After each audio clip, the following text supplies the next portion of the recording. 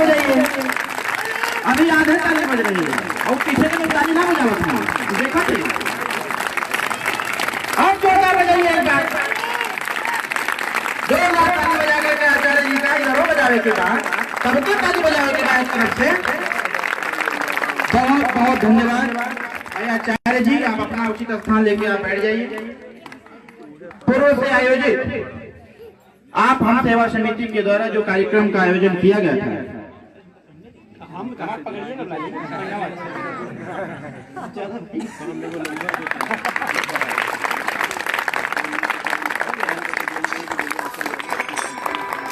तो निकल पड़े हर द्वार खोल के गगन कहे विजय। बहुत बहुत धन्यवाद। आज रामपुर कला गांव में उपस्थित हमारे सम्मानित युवा साथियों, बड़े बुजुर्गों, नौजवान साथियों, मंच पे विराजमान सुहेल देव भारतीय समाज पार्टी के कार्यकर्ता साथियों, हमारे सामने बैठे आप हम सेवा समिति, जिसमें लंबे समय से आमंत्रित किया जा रहा था कि भैया आपको आना है, और एक बार रात्रि के समय में हमारी बैठक भी हुई थी, लेकिन कोरोना काल आ जाने की वजह से हम और आप सेवा समिति में हम नहीं पहुंच पाए। और उसके बाद कोरोना काल खत्म हुआ, मैं भी इच्छा रख ही रहा था कि एक बार भेंट खाली हो जाए। एक दिन भेंट हुआ राजा के बीच में, तो मैं बहुत बहुत स्वागत करता हूं और बहुत बहुत धन्यवाद देता हूं आप सभी समिति के साथियों को, उनके अध्यक्ष, उपाध्यक्ष, महासचिव, जो लोग भी हैं, मैं सभी लोगों को बहुत बहुत धन्यवाद देता हूं। उससे ज्यादा धन्यवाद मैं देता हूं अविनाश जी को। ये कलकत्ता गए थे, 4 दिन पहले हमारी बात हुई, सही कहे भैया हम कलकत्ता आए, हम क्यों वहाँ का, तो बताए कि काम से आए हैं हमके कार्यक्रम, कहें कलकत्ता से हम कार्यक्रम में पहुंच जाएंगे। हमके बहुत सही, आप पहुंचे, हम भी समय से ही पहुंच जाएंगे।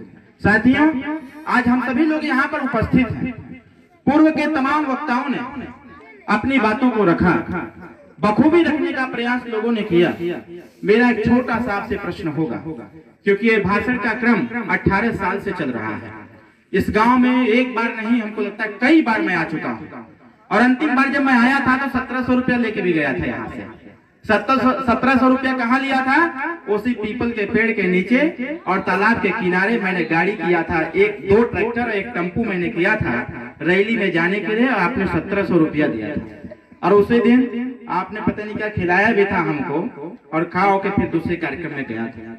ये गांव पहले से ही अपने आप में सक्रिय भूमिका अदा कर रहा है, लेकिन सबसे बड़ी बात आकर के यहाँ समाप्त होती है कि आज इस मंच के माध्यम से हमको आपको कुछ चीजें नई जानने की आवश्यकता है कि आखिर सुहेल देव भारतीय समाज पार्टी के समर्थन में आप और हम सेवा समिति क्यों खड़ी हो गई। इनके जैसे तमाम लोग, चाहे किसी भी जाति धर्म के हों, हर कोई इस बात को कहते हुए पाया जा रहा है कि उत्तर प्रदेश में अगर आशा की किरण अगर कोई दिख रहा है तो सुहेल देव भारतीय समाज पार्टी ओम प्रकाश राजभर दिख रहा है, जो भारतीय संविधान को स्थापित करने का प्रयास है। मेरे यहाँ कल फोन गया था गोलू राजभर का। कहाँ है गोलू राजभर? गोलू राजभर कहाँ हुआ? कल गोलू राजभर का फोन गया था कि भैया कार्यक्रम में आपको आना है क्या? हमके एकदम आना है। हमको कहे हम लोग भी आना चाहते हैं। हमके कहाँ से बोल रहे हैं? कहे रामपुर कला से। हमके 12 से वही हमारे हैं। और गोलू राजभर जी कार्यक्रम में आए, सभी लोग आए हैं। बड़ी लंबी सूची है, 27 लोगों की सूची है। और इन 2700 लोगों से मैं निवेदन करूंगा कि जिनका भी नाम राष्ट्रीय स्वयं सेना के कमांडर के तौर पर, सैनिक के तौर पर आया है, गोलू राजभर ये हुआ है, खड़ा हुआ, कहा है इतना पीछे रहा था, तू आगे आओ मर्दे, है नहीं आओ। चलिए भैया, विधानसभा जिलाध्यक्ष जी, आप कृपया गोलू राजभर जी का माला पहना करके आप स्वागत करिए। मैं देख रहा हूँ। पहले गोलू का माला पहना के स्वागत करिए, फिर मैं सबको बुलाता हूँ। मैं अपने बात की शुरुआत करूंगा, लेकिन उसके पहले हमारे कमांडर और सैनिक साथी हैं, मैं उन सभी लोगों को बुलाऊंगा। हमारे बीच में धर्मदेव राजभर जी, कृपया आप सामने आइए। पवन राजभर सामने आइए। पवन राजभर मंच के सामने आइए। अंकित राजभर, कमलेश राजभर, संतोष राजभर, धन्नू राजभर, राजनाथ राजभर, अजय राजभर, विजय राजभर, राजकुमार राजभर, विशाल राजभर जी, अजय राजभर, अतीश राजभर, मंटू राजभर, विक्की ठाकुर, जितेंद्र गौड़, चंदन राजभर, उमापति जी माला पहनाइए आप सभी लोगों को।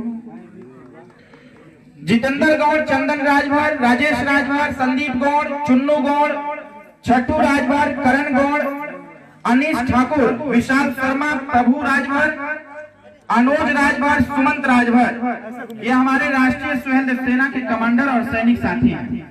हम चाहेंगे इनके नाम पर आप लोग जोरदार ताली बजा करके स्वागत करिए, जोरदार ताली बजा कर स्वागत करिए। और इनका उधर भी माला पहनाए। जो लोग जिनका नाम मैंने बोला है अगर यहाँ पर हैं तो आप सभी लोग कृपया सामने आइए। देखिए कहावत है भोजपुरी में, बनारस में लोग कह देते हैं कि जे कहिले शर्म होकर फूट गल तू करम, ये बनारस में कहते हैं। और आज महापरिवर्तन का दौर चल रहा है। अगर अब चूक हो गई तो मैं कह रहा हूं जीवन में कोई भी विकास के रास्ते पर नहीं लेके जा सकता। अगर अब चूक हो गई तो पूरे जीवन में कोई भी व्यक्ति इस दौर में नहीं आने वाला है जो इस बात को कह सके कि ऐ जनता तुम संघर्ष करो, हम तुम्हारे साथ खड़े। जोरदार ताली बजा करके बच्चों का स्वागत करिए। हमारे पासवान जी लोग उपस्थित हैं। मैं एक बात पूछना चाहता हूं एक नाम से। यहाँ पर राजकुमार बाघ को कितने लोग जानते हैं? राजकुमार बाघ को कितने लोग जानते हैं? ईमानदारी से हाथ उठाइएगा। जानते हैं राजकुमार बाघ कहाँ है? कहाँ है? बलिया जेल में। पूरे उत्तर प्रदेश के जेल का इतिहास मैं बताता हूं। 2011 से हम लोग देख रहे हैं। 2011, 2012, 2013 3 साल के अथक प्रयास के बाद राजकुमार बाघ को जेल से निकाल करके सिकंदरपुर में हम लोग लगाने का प्रयास किए। ये व्यक्ति मरने के बाद भी जेल में है। मैं आपको बताता हूं पूरे देश के जेल के इतिहास में, पूरे देश में अगर मरने के बाद भी किसी के ऊपर आज भी 302 का मुकदमा चल रहा है तो राजकुमार बाघ के ऊपर चल रहा है, जिसको आज भी बलिया जेल के अंदर उसी प्रकार से 4 कटघरे में खड़ा करके उनके ऊपर मुकदमा चलाया जाता है कि राजकुमार बाघ। कौन थे राजकुमार बाघ? पासवान समाज से आते थे। हम लोगों ने संकल्प लिया था कि गुलामों को गुलामी का एहसास कराकर उनके पैरों में चढ़ी हुई बेड़ियों को तोड़ूंगा और राजकुमार बाघ को जेल से निकाल करके चौराहे पर खड़ा करने का प्रयास करूंगा ताकि पासवान समाज भी देखे कि यही राजकुमार बाघ। गूगल पे डाल लीजिए, फोटो नहीं मिलेगा। डाल दीजिए गूगल पर, फोटो नहीं मिलेगा। अपराध क्या था राजकुमार बाघ का? अपराध कोई नहीं था। अपराध बस यह था कि सबसे पहले अंग्रेजों के खिलाफ अगर किसी ने लड़ने का प्रयास किया था तो राजकुमार बाघ ने किया था। उसके बाद बलिया की क्रांति चालू हुई। भूल गए लोग राजकुमार बाघ। अभी कुछ दिन पहले भारतीय झूठ पार्टी वाले बड़े नारा लगाए थे सब, मैं भी चौकीदार। क्या लगाए थे? मैं भी चौकीदार। पूरे जेल नहीं, पूरे थाने का इतिहास बता रहा हूं।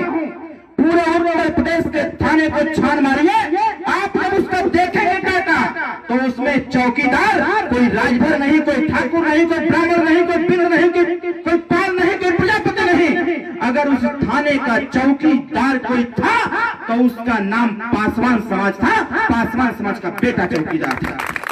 मतलब उस थाने के अंतर्गत आने वाले सभी लोगों को सुरक्षा का कार्य अगर रात्रि के समय कोई देता था तो उसका नाम पासवान समाज था। कम से कम एक पद पर थे।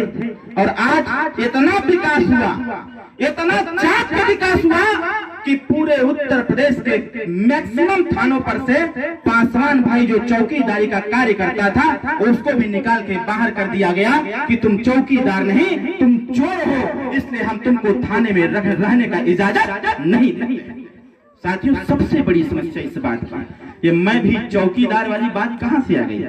ये मैं भी चौकीदार, जिस दिन आपकी चौकीदारी छीनी गई थी उसी दिन देश के प्रधानमंत्री ने कहा कि सबसे पहले सभी लोग को नस्ते नाबूद किया हो। अब इनकी चौकीदारी छोड़ करके पासवान समाज को भी नस्ते नाबूद कर दिया जाएगा। और जैसे ही रामविलास पासवान की मृत्यु हुई, अब साथियों पासवान समाज का माई बाप कोई धरती पर रहने वाला नहीं रहा। नहीं तो मैं आपको बताता हूं, रामविलास पासवान जी जब तक जिंदा रहे तब तक पासवान समाज के नाम को लेकर के चला जाता था कि भारत की केंद्र की सरकार में एक पासवान समाज का बेटा है, वो कुछ करे चाहे मत करे, लेकिन उनके मरने के बाद जिस प्रकार से दूध में मक्खी गिर जाती है, उसी प्रकार से चिराग पासवान को निकाल करके छटक दिया गया कि जाओ पासवान, तुम्हारी आवश्यकता नहीं, क्योंकि तुम्हारा जो टाइटल था मैं भी चौकीदार, उसका मैंने प्रयोग कर लिया है। अब बिहार में पासवान वोटर की आवश्यकता नहीं है। इस बात को समझने की जरूरत है। साथियों, पासवान समाज में मैं कह रहा हूँ, अनगिनत पढ़े लिखे लड़के हैं, अनगिनत पढ़े लिखे लड़के हैं, कोई भी एजुकेशन में कम नहीं है, लेकिन उसके बाद भी पूरे बलिया जनपद के किसी थाने पर देख लिया जाए, एक भी पासवान समाज का दरोगा आपको पूरे बलिया में मिलने वाला नहीं। आखिर पूर्व के नेताओं ने क्या कहा? पूर्व के नेताओं ने इसी बात की चर्चा किया कि पासवान समाज का विकास कैसे होगा। आज आप हम सेवा समिति का उद्देश्य यही है, समाज के ऊपर आने वाले आफत विपद या समाज को सही दिशा में ले जाने का कार्य, सही दिशा में ले जाने का जो मार्ग प्रशस्त होगा, उसको हम जैसे पासवान समाज के युवा करने का प्रयास करेंगे। और उसी को लेकर के आप हम युवा समिति के द्वारा, आप हम सेवा समिति के द्वारा आज इस कार्यक्रम का आयोजन किया गया। साथियों, एक बात और मेरी मान लीजिए, जब हम लोग परेशान थे, जब समाज की चिंता हम लोगों के सर पर थी, तो उस दौरान उत्तर प्रदेश में 164 संगठन चलाए जाते थे और 164 संगठन 4 साल 7 महीना 13 दिन खूब चाप के चलता था। जैसे ही चुनाव की अधिसूचना जारी होती थी, ये समस्त संगठन के लोग बिक जाते थे, जाकर के पार्टियों की जी हुजूरी करने का कार्य किया करते थे। साथियों, कहने का मेरा तात्पर्य यह है कि आज हमारा युवा समाज जग रहा है, क्योंकि कहा जाता है जिस ओर जवानी चलती है उस ओर जमाना चल देता है। आपका जमाना है, आपका समाज, हमारे युवा भाई तैयार हुए हैं। मैं विश्वास दिलाता हूँ, पीछे आगे नहीं, साथ रह कर लड़ाई लड़ा जाए। जिस प्रकार से ओम प्रकाश राजभर ने पूरे देश में संदेश दिया है, उसी प्रकार से दिनेश पासवान को हम लोग प्रोजेक्ट किए हुए हैं। दिनेश पासवान के नेतृत्व में निकल पड़िए और निकल करके सामने खड़ा हो जाइए। देखते हैं कैसे अधिकार नहीं मिलता है। अगर इस देश में हमारे है तो हमारों के हिस्सा मिले के कितने लोग चाहते हैं कि हमारा आपका हिस्सा मिले? जरा हाथ उठाइए। सभी लोग चाहते हैं हिस्सा मिले। हिस्सा किस बात की है? हिस्सा इस बात की है, जैसा कि सुनील भाई ने थोड़ी सी चर्चा किया, आज आवश्यकता इस बात की है।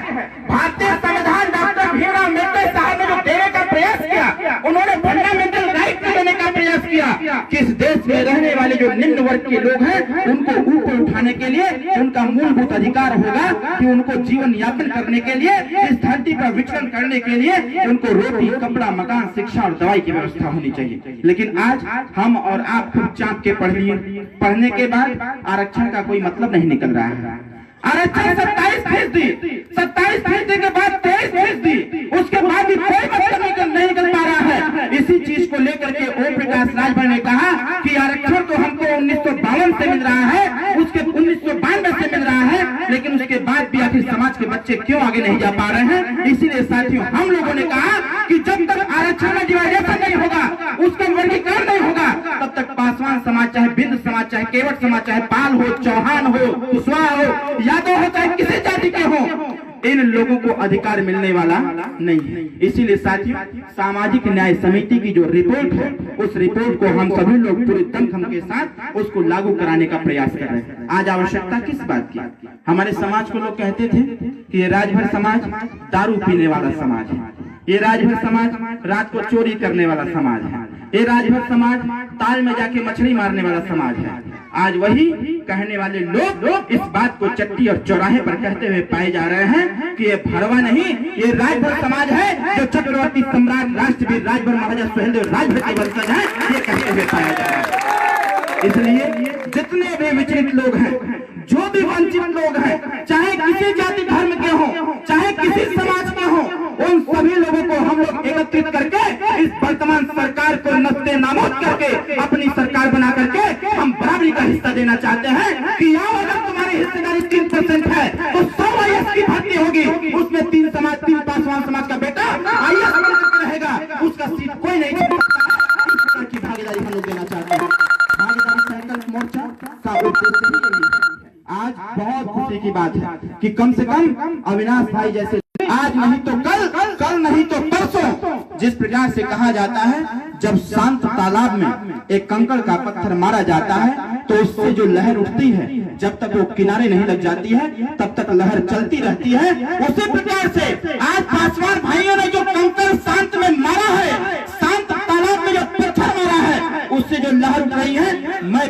दिला रहा हूँ, क्योंकि ये चीज हम करके दिखा चुके हैं। आपके बलिया के टीडी कॉलेज के मैदान में महादलित सम्मेलन हम लोगों ने करवाया था और महादलित सम्मेलन में पूरा ठिकाना व्यापारी था।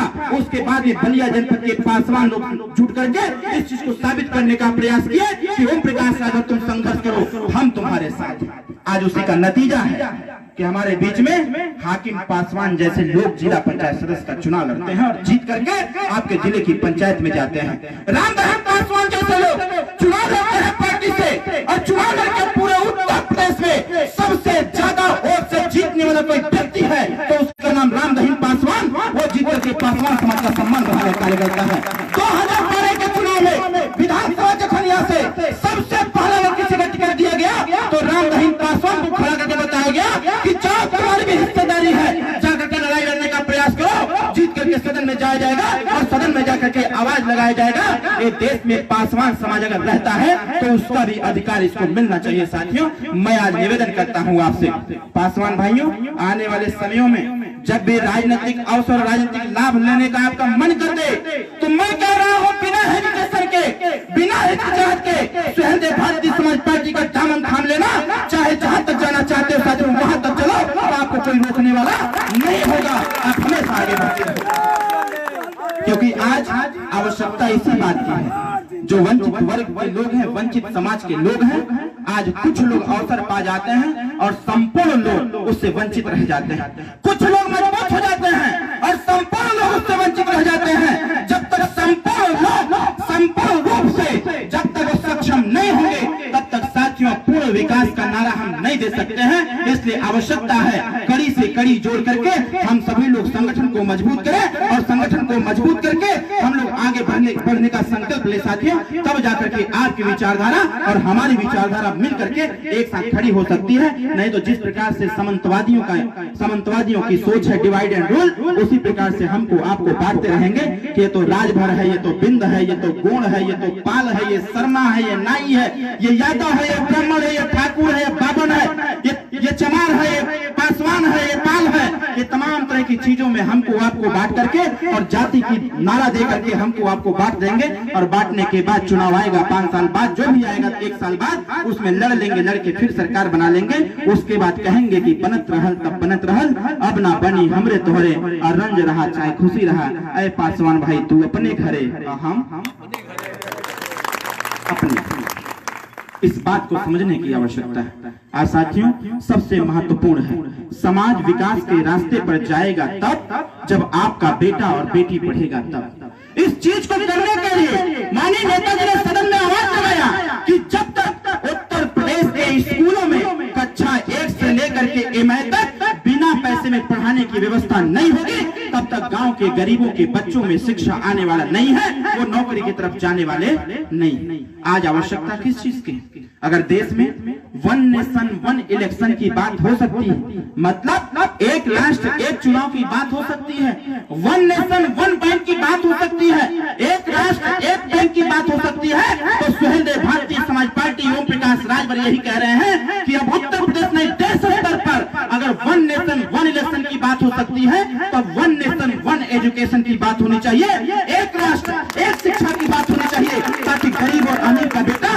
एक साथ बैठ के पढ़ सके और एक शिक्षा ले सके। इस बात की लड़ाई ओम प्रकाश राजभर साहब लड़ना चाहते हैं। हमारा किसी जमीन जायदाद का झगड़ा भारतीय जनता पार्टी से नहीं था, हमारी लड़ाई उनसे बस इसी की थी कि हम भी बराबरी पर आना चाहते हैं, हमारे भी बच्चे पढ़ना लिखना चाहते हैं, हमारे भी बच्चे रोजगार करना चाहते हैं, हमारे भी बच्चे नौकरी करना चाहते हैं, हमारे बच्चियों की भी सुरक्षा होनी चाहिए, हमारे भी लड़के थाने पर आना चाहते हैं, हमारे भी लड़के तहसील पर जाना चाहते हैं, हमारे भी लड़के डॉक्टर मास्टर इंजीनियर बाबू चपरासी सब कुछ बनना चाहते हैं। लेकिन साथियों सिर्फ चाहते हैं, अवसर मिलता उल्टा नहीं है। इसीलिए माननीय नेताजी ने इस बात को कहने का प्रयास किया कि अगर देश का संविधान इस चीज को कहता है कि समता स्वतंत्रता बंधुत्व और न्याय, तो भारतीय संविधान के अधिकार के तहत समानता के अधिकार के तहत अगर सुप्रीम कोर्ट ने कहने का प्रयास किया था कि जब तक गांव के सरकारी स्कूल में चाहे किसी का बेटा हो, चाहे IAS का बेटा हो, चाहे मंत्री का बेटा हो, चाहे चपरासी चपरासी का बेटा हो चाहे गरीब का बेटा हो, जब तक गांव के सरकारी स्कूल में कक्षा 1 से 5 8 तक वो नहीं पढ़ लेता है, तब तक पूरे दुनिया के किसी स्कूल में उसका नाम नहीं लिखा जाना चाहिए। जब तक यह व्यवस्था लागू नहीं होगा, तब तक साथियों आपके बच्चे आपके सरकारी स्कूल में अपने झोला में हरिया गिलास कटोरी लेके जाते रहेंगे साथियों। वो क से कबूतर पढ़ते रहेंगे और अमीर का बेटा अपने बैग में बाकायदे लैपटॉप और टैबलेट लेकर के, अपने बैग में कॉपी किताब लेकर के कॉन्वेंट में ए फॉर एप्पल का से कंप्यूटर पढ़ता रहेगा। और ये गरीब और अमीर की दूरियां बनती रह जाएगी साथियों। इस दूरियों को खत्म करने के लिए ये जो ऊंच नीच की भावना है, ये जो भेदभाव की भावना है, जब तक इसको हम और आप लपट करके इसको शांत नहीं करेंगे, इसको समाप्त नहीं करेंगे, तब तक साथियों विकास का रास्ता खुलने वाला नहीं है। इसलिए इस बात को करने की आवश्यकता है और इस चीज की चर्चा करने की आवश्यकता है, इस लड़ाई को लड़ने की आवश्यकता है। मतलब कि अगर एक बैंक, एक राष्ट्र, एक चुनाव, एक राष्ट्र, तो मैं भी चाहता हूं, पार्टी भी चाहती है कि एक राष्ट्र, एक स्कूल और एक शिक्षा लागू हो, ताकि गरीब के बच्चे भी अच्छी पढ़ाई करके वो आगे बढ़ सके, अपना भविष्य सुधार सके। आज साथियों आवश्यकता इस बात की है, आज हम और आप बैठे हैं यहाँ पर, हर लोग परेशान है, देश की सरकार अपने में मदहोश और मदमस्त है। वो देश के पूंजीपतियों का 68,000 करोड़ रुपया माफ कर दिया कि नहीं ये दे नहीं सकते हैं, डिफाल्टर लोग हैं। लेकिन उत्तर प्रदेश की स्थिति ये बनी बैठी है कि आप कटिया लगा करके अगर बिजली जलाते हैं, बल्ब जलाते हैं, पंखा चलाते हैं, एक तो छोटा सा टीवी चला लेते हैं, तो जेई साहब के माध्यम से आप तक बिल चला आता है। आपके यहाँ बिल चला आता है, आप एक बल्ब जला रहे हो और बिल आ रहा है 15,000 रुपया। माननीय नेता वो 50 सालों का झगड़ा यही था। अगर वर्तमान सरकार में गरीबों की वोट के दम पर अगर तमाम लोगों का 68,000 करोड़ रुपया पूंजीपतियों का कर्जा माफ हो सकता है, तो उत्तर प्रदेश में जो घरेलू बिजली का उपयोग होता है, गांव का गरीब रहता है, वो समरसेबल जाने का प्रयास करता है। अब ऐसे गरीबों का भी बिजली का बिल माफ होना चाहिए और जब तक माफ नहीं होगा तब तक सुहेलदेव भारतीय समाज पार्टी लड़ाई लड़ती रहेगी साथियों। इस लड़ाई को लड़ने की आवश्यकता है। आज आवश्यकता किस बात की है? आज तहसील पर जाइए, कहीं वही छोटी सी चीजें जो निरंतर 1952 से चलती चली आ रही है। जब से चुनाव हुआ है, नेता गांव में आते हैं, आकर के एक के बात कहते हैं, जैसे सुनील भाई ने कहा तोहर आवास ना बनल का, तो नहीं बबुआ ना बनल, तो वो वाली कहावत है। एक छोटा सा बालक को जो शाम को कहानी सुनाया जाता है कि चंदा मामा यारे आवा पारे आवा, चंदा मामा यारे आवा पारे आवा, और नदिया किनारे आवा, और सोने के कटोरवा में दूध भात लहले आवा, और हमारे बबुआ के मुहुआ में घुटो। कहने का मेरा तात्पर्य है कि चाहे कोई चुनाव हो, नेता आता है आपके बीच में आकर के कहता है का चाची तोहरा आवास नहीं खे बनत का, तो चाची के हाँ बबुआ तो बनत तो नहीं खे, तो कैसे बनी? बस बस दैया पर तू जिता दो ना। अरे अगली बार देखा ना, आवास का चिंता करत हो, अरे तोहार महल बनवा के छोड़ दे।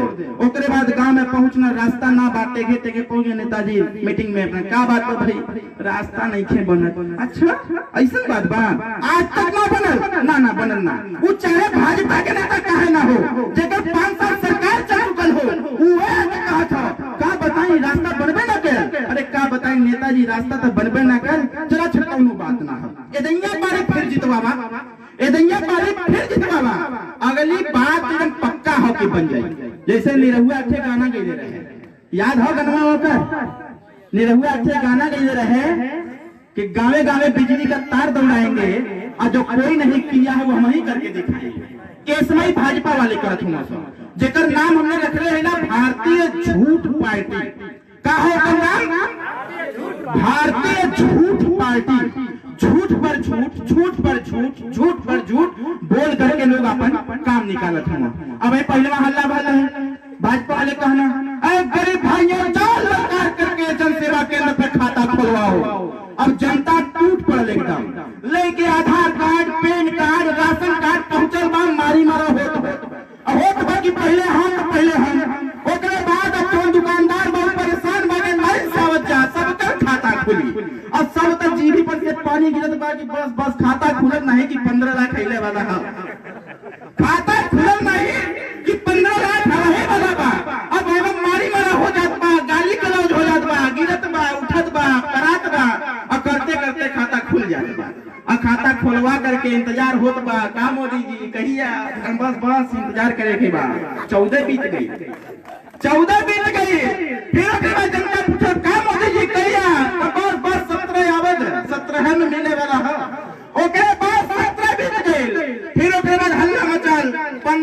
15 लाख टीवी पर आ गई 15 लाख अगर 1500 फीट नीचे गड़ल रही तो वो निकल जाई सरवा। वो 1500 फीट नीचे गड़ल रही तब वो ऊपर जाई बाहर। अब बाहर जैसे ही गई सब करे खाता में 15 लाख रुपया चली जाई। ओकरे बाद 17 बीत गए। अब जनता टुकुर टुकुर ताकत बस 15 लाख आवे वाला हो एकदम ध्यान लगे रहा वहीं पर एकदम ध्यान लगे रहा 15 लाख के देखा थे ना। अब ओकरे बाद तब तक आ गल 19 का चुनाव। फिर जनता पूछले का मोदी जी कहिया बस बस बस बस समय आ गल हो 15 लाख कहले रही देवे खातिर तो 19 में मिली। 19 का चुनाव बीत गया तब फिर उसके बाद जनता पूछे का मोदी जी कहिया तो कहते का बताई अब तक चुनाव खत्म हो गए। अब तुम एक काम करो कि बनत रहल तब बनत रहल अब ना बनी हमरे तो है। अरे रंज रहा चाहे खुशी रहा तू जा अपने घरे हम चली अपने 15 लाख रुपया मिला जोर से बोला 15 लाख रुपया मिला बिजली फ्री भाई। आज जब बजरिया में दाल लेवे खातिर पहले वहां 65 रुपया किलो दाल मिल जाता है। बड़ा नारा लगेना है अविनाश सब लोग चपक करके एकदम। अब की बार भ्रष्टाचार मुक्त सरकार तो अब की बार बिना महंगाई वाली सरकार अब की बार पता नहीं कौन सरकार। और जब अविनाश गए दाल लेवे खातिर 2 साल बाद दाल लेवे खातिर गए अविनाश तो दुकान वाले को कहा भैया दाल 150 रुपया। अरे अभी तो प्रसंगिया रहे 65 रुपया का हो गया अच्छा दिन। अब ओकरे बाद अविनाश अपन देखा तुम जे बाकी क्या बताई। और ओकरे पहले मोदी जी का नारा देते रहे कि हम नशा मुक्त भारत बनाएंगे। कहले रहे ना कहले रहे नशा मुक्त भारत बनाएंगे मतलब पूरे उत्तर प्रदेश या देश में कहीं पर भी दारू नहीं बिकेगा। लेकिन जस्ट उल्टे हो गए। पहले वहां दारू का दुकान बड़े बाजार में होता है। पहले वहां दारू का दुकान बड़का बाजार में रहे कि एक बार कोई के पिए को मन करे तो वो सोचे लगे 20 किलोमीटर दूर बाकी जाई दारू लेवे खातिर वो मन मार के बैठ जाए अपन चाय साय पी के बना ले। लेकिन मोदी जी भाई ना कहने का बताइए तो बड़ा चालाक लोग हो ना भाई। ये तो कहत हुआ 15 लाख रुपया चाहिए, ये कहत हुआ कि महंगाई खत्म चाहिए, ये कहत हुआ कि थाने पर भ्रष्टाचार ना चाहिए, ये कहत हुआ नौकरी चाहिए, ये कहत हुआ गरीबन के लड़का से कैसे कंप्यूटर चाहिए, ये कहत हुआ हमके रोजगार चाहिए, ये कहत हुआ हमके आवास चाहिए। तो मोदी जी कहना है का दिमाग सही करे के पड़ी। ओकरे बाद आदेश जारी करना पॉलिटिक्स चड्ढा के कि चड्ढा इधर आओ। चड्ढा पहुंचता है मोदी जी के यहाँ कहते हैं यार तुम्हारी दारू की उत्पादन क्षमता कम हो गई है, जनता कम पी रही है। तो चड्ढा ने कहा कि क्या बताएं प्रधानमंत्री जी दारू की दुकान जो है बड़े बड़े मार्केट में आपने कह दिया है लगाने के लिए इसलिए लोग कम पी रहे हैं। थोड़ा सा खाली ऐठन ढील कर दीजिए वो दारू की दुकान छोटका चट्टी पे आ जाए तो बात बन जाए हमारा। ओकरे बाद मोदी जी कहना तब लही 22,000 करोड़ रुपया 22,000 करोड़ रुपया एक साल गरीबन के दारू पिया खातिर बनेगा। और 22,000 करोड़ रुपया जब वो ठेकेदार लेता है दारू उत्पादन करने के लिए और दारू उत्पादन करने के बाद वो टेंडर देता है कि अब बड़का मार्केट में जो दारू का दुकान बा अब ओकर फ्रेंचाइजी छोटका बाजार में जाए। अब ओकर फ्रेंचाइजी लेने खातिर सब टूट पड़ल वहीं पर कि जल्दी हमके मिल जाए माल कमाए के हम लेकर के लोग छोटका चट्टी पे खोल देंगे। ओकरे बाद अब जेकर चाहते हैं जाए लगल तब वो बिक्री कम होत रहे ओकरे बाद दारू बनावे वाला व्यक्ति कहले सब बतावा का करल जा बिक्री तो वही भी कम होत है। तो वो कहने कि पैसा घटा था तो 7,000 का वो ले लो तो 22 और 7 29 होगा 29,000 करोड़ रुपया 29,000 करोड़ रुपया दारू बनाने वाले व्यक्ति को दे दिया गया और कहा गया कि इसका उत्पादन की क्षमता दुगना कर दो क्योंकि अब दारू की दुकान हमको गांव तक ले जाना है। और साथियों अभी 4 महीना पहले आदेश जारी हुआ है कि जितने भी बड़े बड़े गांव हैं अब हर गांव में दारू का टेंडर दिया जाएगा। जिसको लेना हो दारू का दुकान ले और खूब चाप के गरीब जब पिएगा तो अपने विकास की बात नहीं करेगा, अपने बच्चों की शिक्षा की बात नहीं करेगा। ये तो समस्या है। इसी बात को लेकर के हम लोगों ने लड़ाई लड़ा और माननीय प्रधानमंत्री और मुख्यमंत्री महोदय से कहा कि आपने कहा था कि नशा मुक्त प्रदेश और देश बनाएंगे तो नशा मुक्त प्रदेश होगा तब जब उत्तर प्रदेश और देश से दारू बंद होगा तब, और जब तक दारू नहीं बंद होगा तब तक साथियों गरीबों का विकास होने वाला नहीं है। इस बात को मैं दावे के साथ कहना चाहता हूं। नहीं, और इस जो 22,29,000 करोड़ रुपया है, आज पूरे बलिया में आप बताइए एक को ऐसी फैक्ट्री है कि जिसमें जाके 2-4 हजार लड़के काम कर सके? कौन फैक्ट्री बा? जोर से बोला हुआ। अब पंजाब में तो होबे करे, सूरत में हैया हो, गुजरात में हैया हो, दिल्ली में हैया हो, कोलकाता में हैया हो, चेन्नई में हैया बा, दुबई तक मैं चल जाता हूँ। अगर यही उत्तर प्रदेश के पूर्वांचल में अगर 29,000 करोड़ रुपया का प्रयोग करके आपके गांव के बगल में अगर छोटे छोटे कुटीर उद्योग को स्थापित करवा दिया जाए तो बताइए नौकरी यही मिल जाएगी कि नहीं मिल जाएगी? फिर हम लोग मार खाने पंजाब जाएंगे? इस बात को समझने की आवश्यकता है भाई। ये लड़ाई बहुत लंबी है और इसी लड़ाई को लेकर के माननीय नेताजी पूरी ताकत झोंके हुए हैं। बस थोड़ी सी ताकत आप लगाइए। दावे के साथ कह रहा हूं साथियों, समय परिवर्तनशील है। अगर अंधेरा है तो प्रकाश जरूर आएगा और प्रकाश है तो अंधेरा जरूर छाएगा। इसलिए आपसे निवेदन है, अगर समाज में अंधकार है, अशिक्षा रूपी जागरूकता रूपी अंधकार है तो उसमें प्रकाश जरूर आएगा। और जिस दिन इस देश का युवा समझ जाएगा उस दिन साथियों महाभयंकर परिवर्तन होगा, इसको कोई नहीं रोक सकता है। अगर कांग्रेस को हटा करके भारतीय जनता पार्टी आ सकती है, उसी प्रकार से अंधकार को हटा करके प्रकाश जरूर आने वाला है। साथियों, इन्हीं चंद शब्दों के साथ मैं बहुत बहुत धन्यवाद आपको देते हुए अपनी वाणी को समाप्त करने से पहले